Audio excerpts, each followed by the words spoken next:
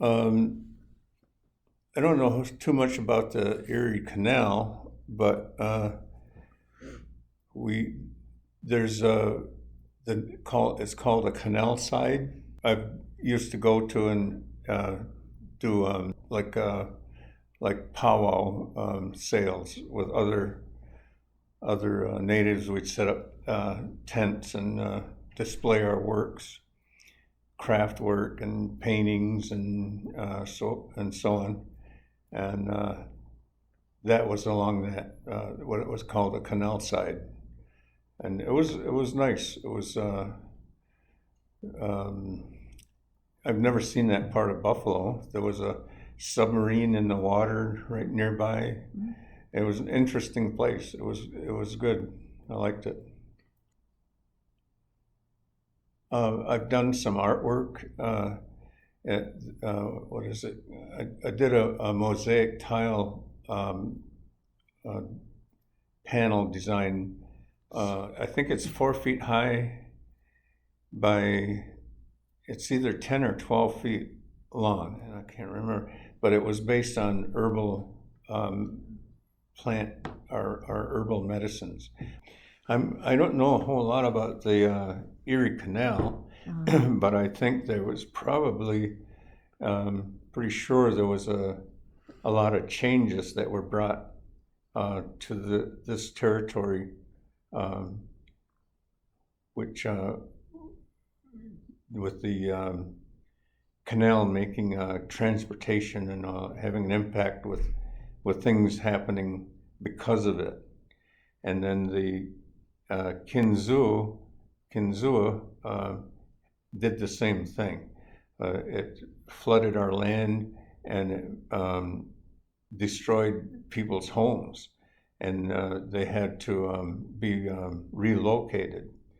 And another part about that is when our nation fought that to happen, or fighting that, they had another architect group that gave an alternative proposal, and it would have saved our land, left our agreements intact. It would have they wouldn't have had to violate their word, but that dam could have been done in another area. It's called Conewango, and that is still sitting there. Those people that were living there are still living there, just as happy as ever. But our people lost their homes. Caleb Abrams did one. He's a powerful. He's the kind of young people that I want to encourage to keep going. And he did one of these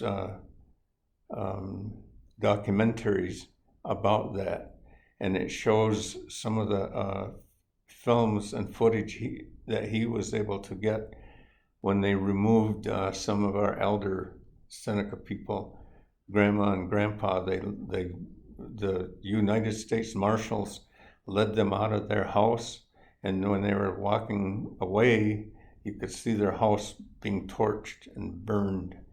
That should not be happening. That is just so disgusting. Why, there were alternatives. The United States, the non-native, they violated their agreement. And then when you look at our history, they've done that to every one of our agreements. Everyone.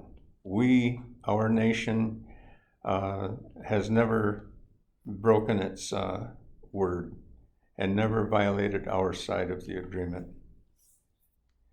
And I believe it's all for money and politics, and that's the harm and the damage that is there forever. If education, if that was being taught properly and emphasized, it might help the world to look at everything differently. Because if it happens here, it can happen over there, and it is. There was a group at University of Buffalo, and it was just beginning. It was called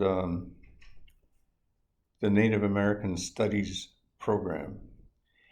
And some of the teachers were very very important people in our history and our culture.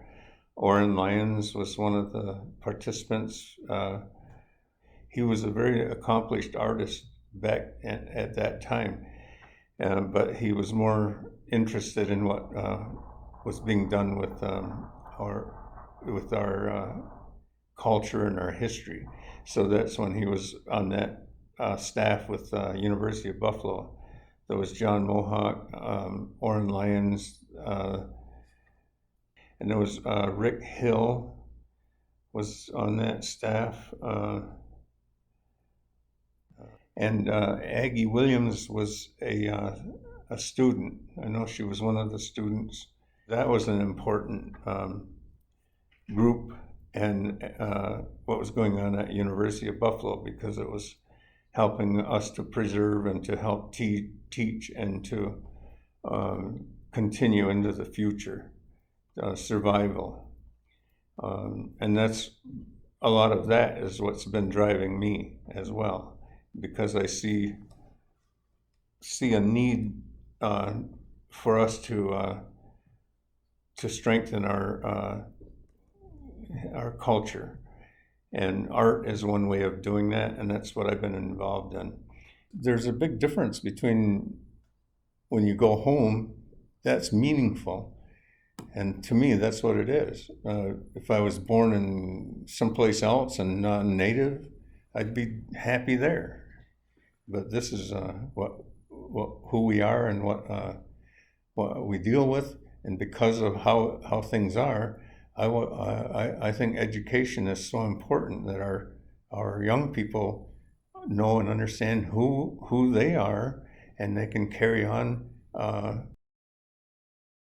by working with these kids, learning more from our museum, for one thing, about our history, and then working with kids and teaching them, this is who we are, this is not who we are, and showing that. And that's what I've been doing with my artwork. And put your works on yourself, just like this. Put it on your vehicles. I'd like to see our community have all our native designs on outside their house. So when you came into our territory, you'd know definitely we're in Seneca territory. If our buildings, of our architecture was all like that, if I could influence that, I'd have that. Man, that would be just awesome. That is a good example of how we are doing things right, because we have our own people becoming nurses and becoming working with our health department, and that I have to recognize. Feel good about that, and our education system too, and our culture center. Man, it's a lot bigger than it used to be. I was down in the storage the other day, and I couldn't believe how huge that is. Man, it's just like downtown at the Smithsonian. It's amazing. So we are doing good when I start thinking about that kind of stuff. Yeah.